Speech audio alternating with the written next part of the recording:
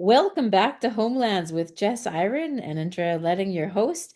And we were just talking about healing and all kinds of things around kind of mental health in BIPOC month, mental health and healing, but also just about individual healing and sharing gifts and especially spirituality and creator more so, and how that kind of plays into sharing your gifts with the wider community and that can be healing. I read a really good book. It's by Bessel van der Kolk called The Body Keeps the Score. And he was a psychiatrist who worked with war veterans. And he found that the arts, there was many healing modalities, but the arts in specific was very connected because it's creating, right? With creator. We're made to create. It's one of the gifts that we have. And that doesn't just mean procreating, although, that is one gift that we have as, Jess has three sons and I have, seven kids myself, and it's really wonderful to have kids. And I Mhm. miss that part. Mine are young adults now, but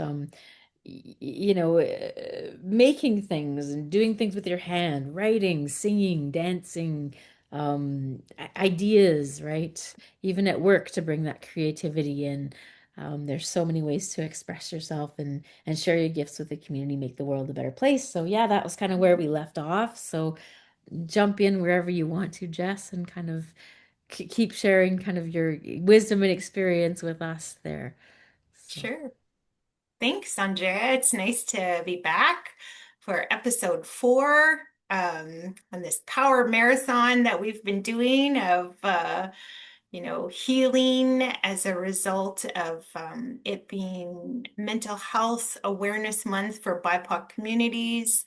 And I think in the first episode we had talked about what healing means of the self and making sure that people understand it doesn't mean you're broken. It doesn't mean you need fixing, that it can be a process of reconnection, of remembering who you are, who you were meant to be, and then, of course, in the next episode, we talked about healing our relationships with others.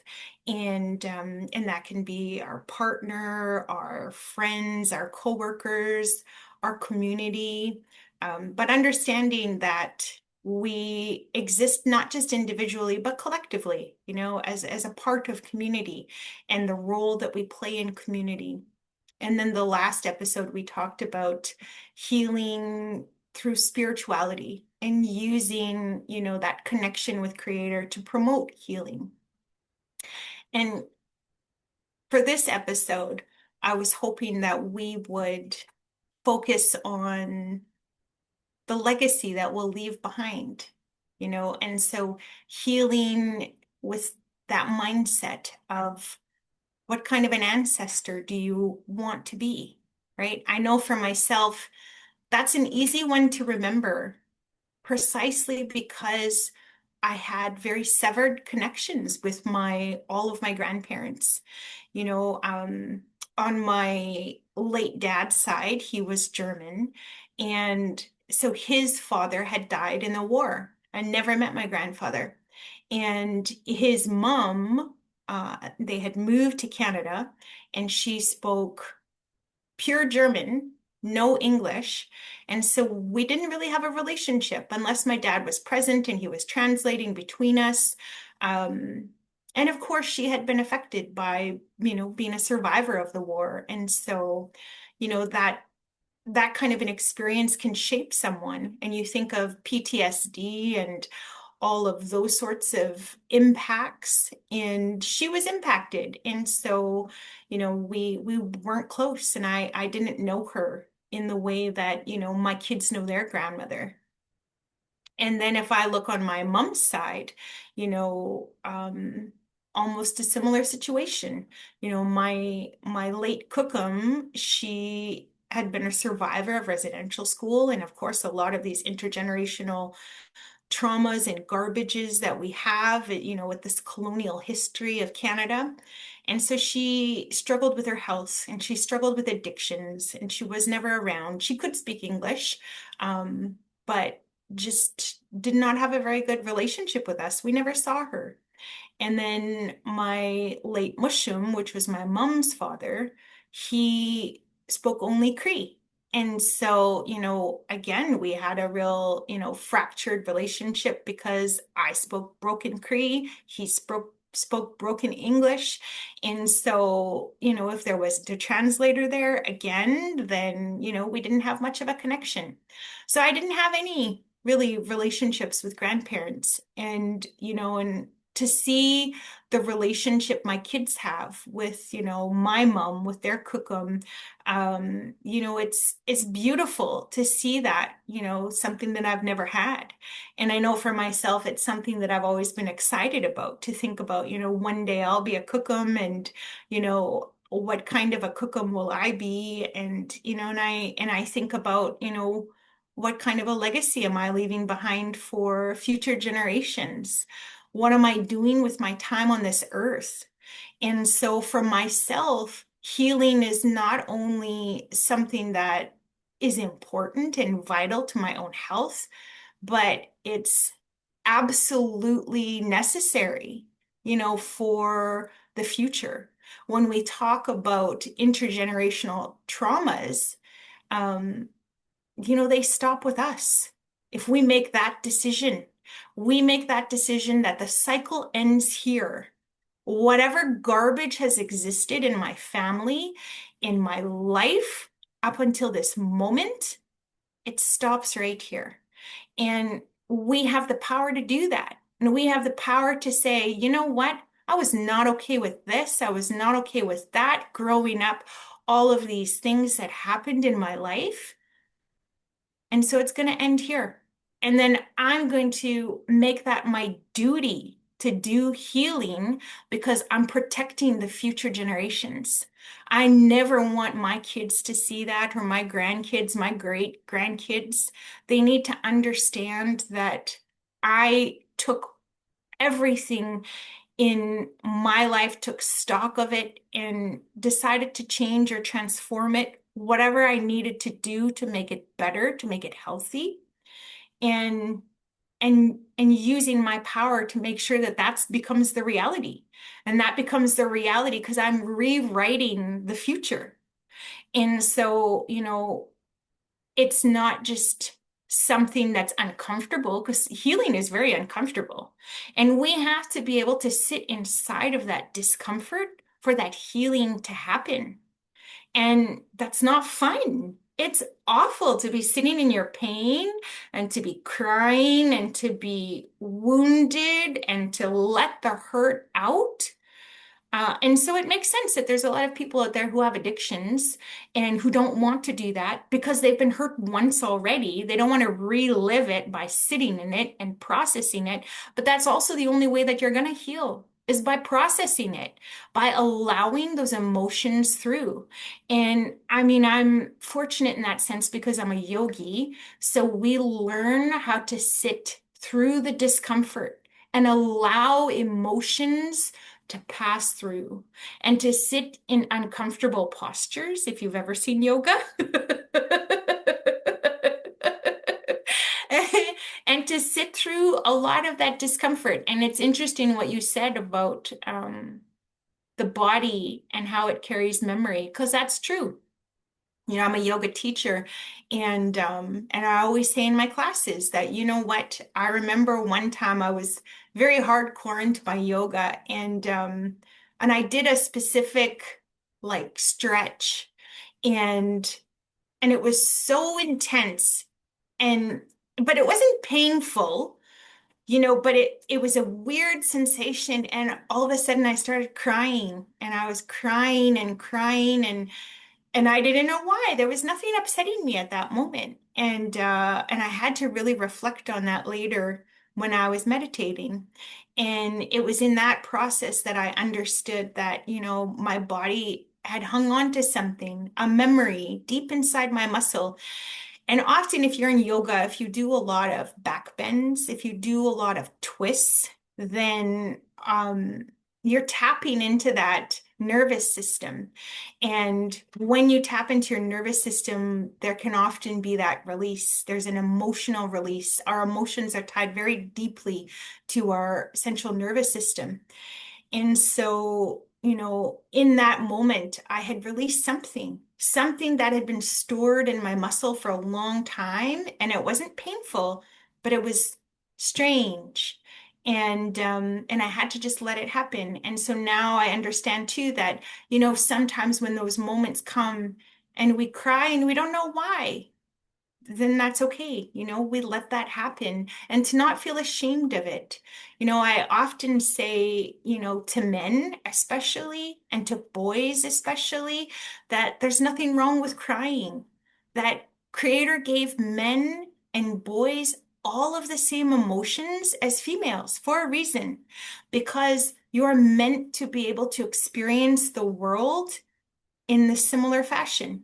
And so I've always encouraged that, and I know as a principal, there have been times when there have been boys in my office and they've been crying, and there have been, let's say a dad or an uncle or a mushum sitting in there, and uh, and they've been uncomfortable with this display of emotion by this young man, and I've had to remind both of them, that it's okay for boys to cry. Let it out. I'm not judging you and I'm not shaming you.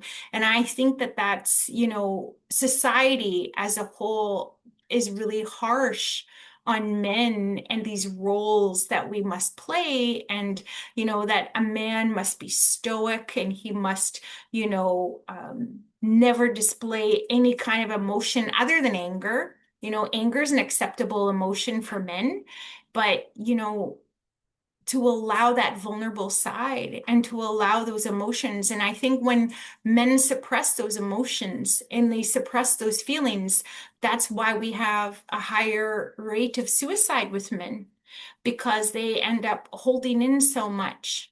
And so it's real important that people understand that, yeah, healing can be messy, it can be ugly, but it can also be very freeing and very liberating. Like if you have ever, you know, cleaned out your closet, like, and I mean that literally, like cleaning your closet in your house or your bedroom, and you've scrubbed something and you've seen that transformation of when you organize things and you order things, then the power that happens internally when you do the same thing with your emotions, with your, past traumas and all of those things. That's the same thing that happens, that you start to feel better and you start to feel, more present, more alive, because you don't have this baggage that's constantly weighing you down and consuming you. But that being said, I also know that it's real heavy.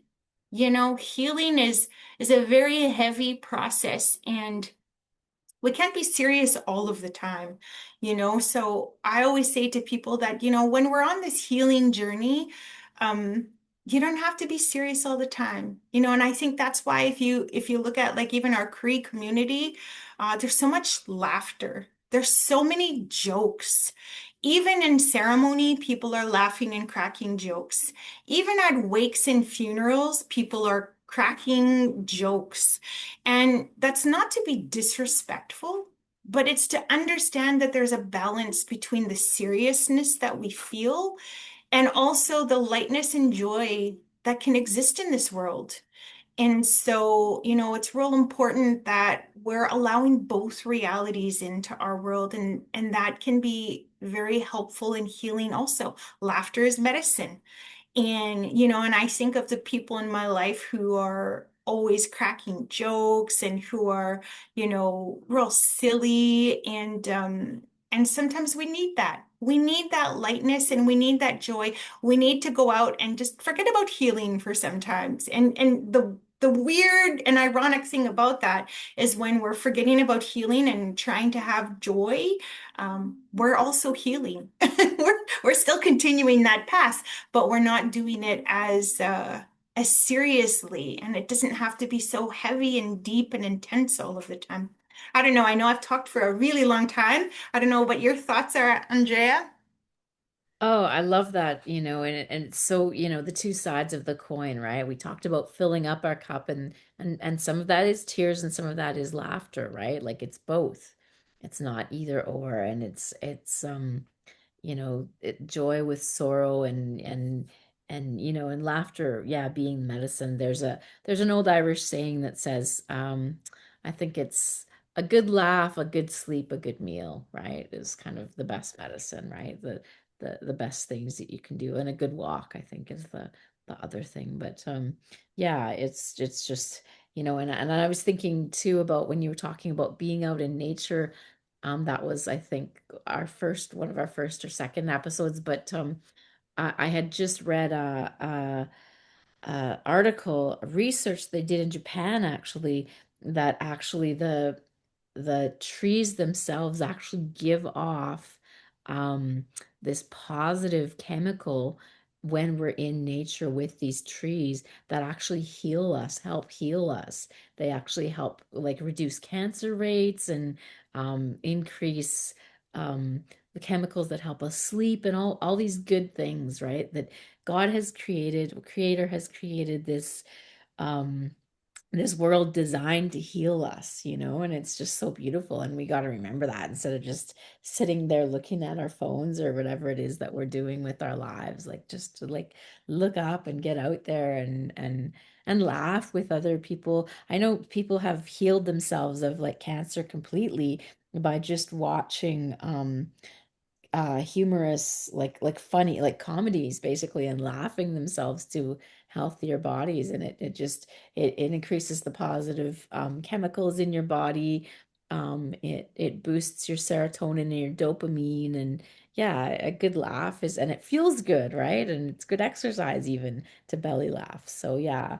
And I've experienced the same thing at wakes, where it's, sure, you cry and then you laugh a little bit too, you tell the funny stories as well. So, yeah, yeah, I think that's so important, right? To have balance in all things.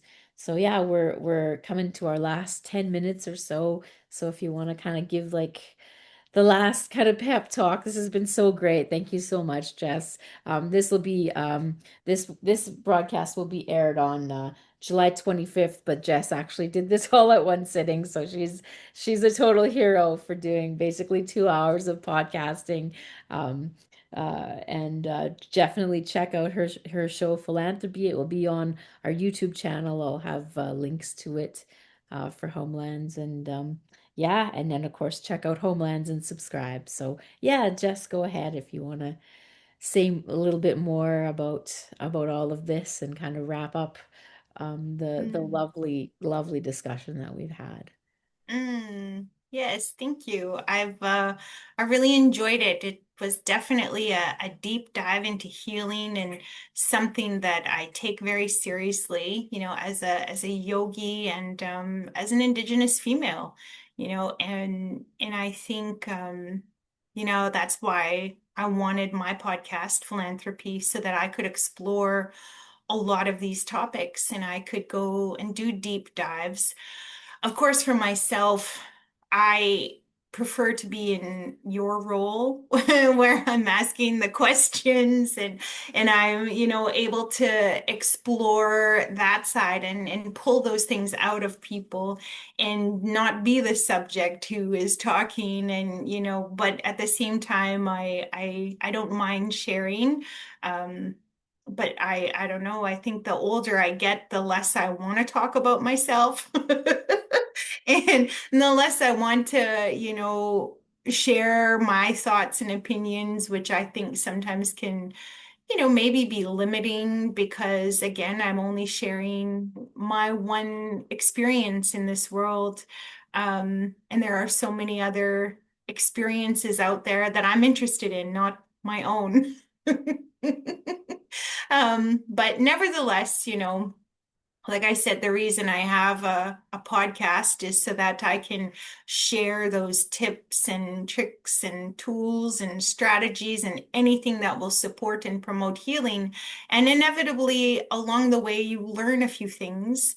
And so I don't mind sharing, those thoughts, the things that I have experienced and learned um, in in this path, this journey of healing, which I think is maybe a lifelong thing. I know for myself as a yogi and as a Cree woman, I'm constantly working towards deepening my connection with Creator all of the time, and I take that very seriously. And I really think that for myself, that's the most important thing that I do in this world, that I have a solid connection with Creator.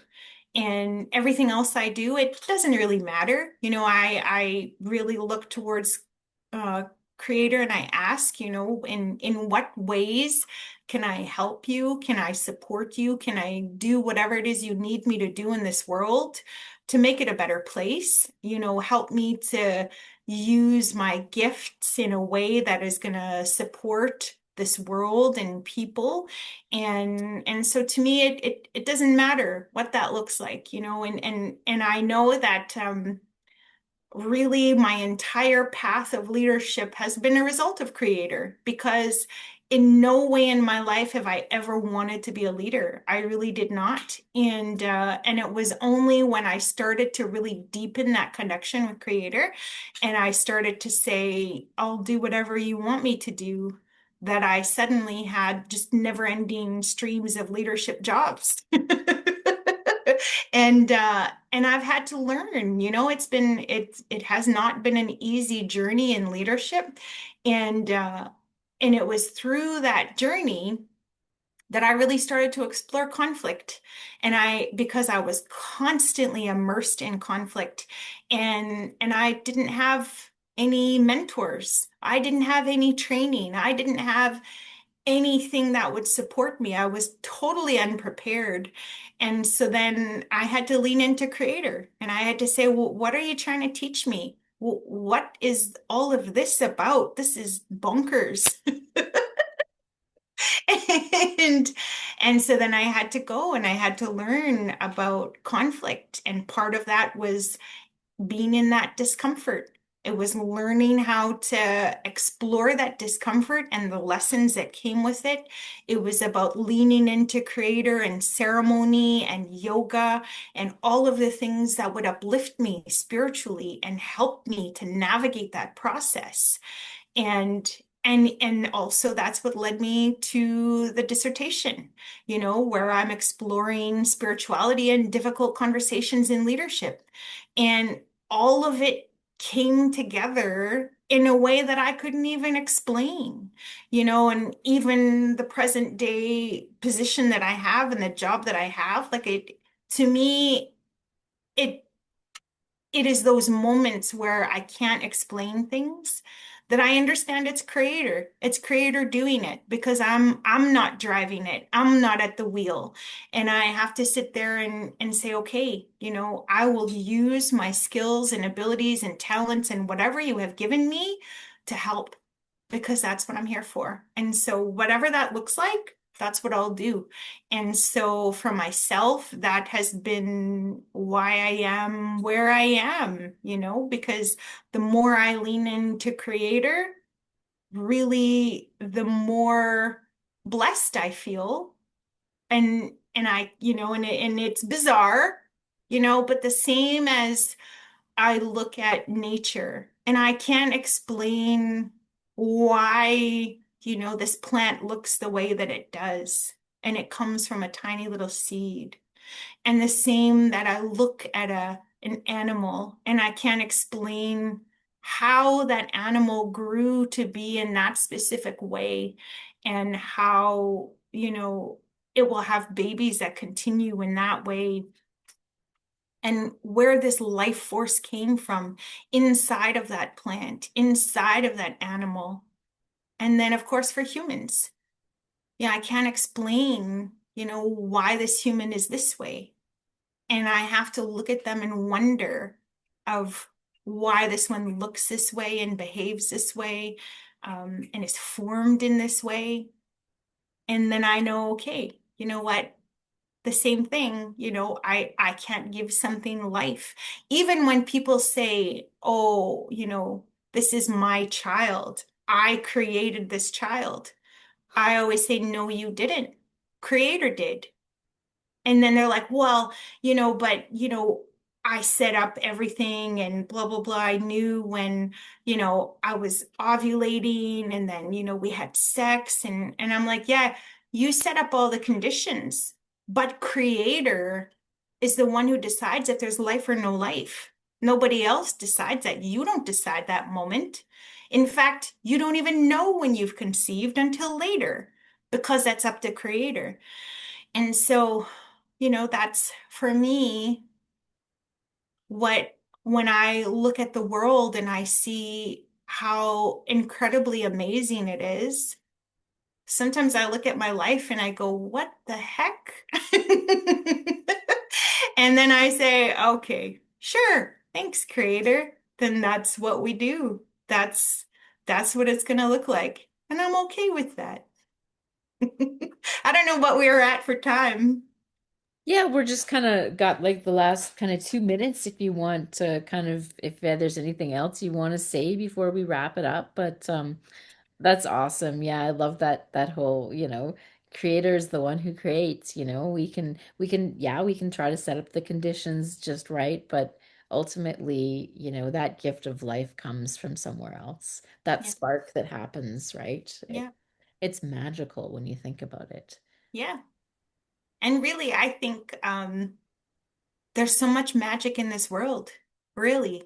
I think, and the whole process of this healing is part of the magic, but it's a magic that we directly contribute to by things that we choose to do, things that we choose to let go of. This is directly tied to our power and our choice and our agency. And, if we choose that path, then what happens is we get unstuck from the garbage that weighs down our soul, that weighs down our mind and our emotion and slows us down and distracts us. And when you start and you invite that healing process, then what happens is you become unburdened and you start to be able to see the beauty all around you. You start to be able to see the magic that exists in the world because you're no longer consumed with your own pain and thoughts and the weight of the world. You start to see the beauty and the joy of the world. So I hope that everybody who's listening, if you have any healing that needs to happen, that you embrace that process because you definitely have the opportunity to see that magic and beauty and joy in the world that is around you. We all have that opportunity, but it's whether we embrace it and take it. And eventually, if you do, you will see that beauty, you will see that magic and that joy because you've invited it into your life. What a beautiful note to end on. Well, thank you so much. This has been Jessica Iron and on Homelands with Andrea Letting, your host. And you can catch all our episodes, including this one, on our Homelands YouTube channel. Google Homelands and then Jessica Iron or any other of the guests that we've had. We've had many. Norm Flurry will get you the very first one, and then from there you can choose any episode that you want, subscribe and watch all of them. There's some been epic guests and including Jess. So that's all for now. This is 90.5 FM in Saskatoon, CFCR, and Homelands of the Métis and Treaty 6 territory, and Ekoshi, Kawapa, Matina, Mina. That's all. We'll see you later. Thank you, my friend. I enjoyed it. Thank you.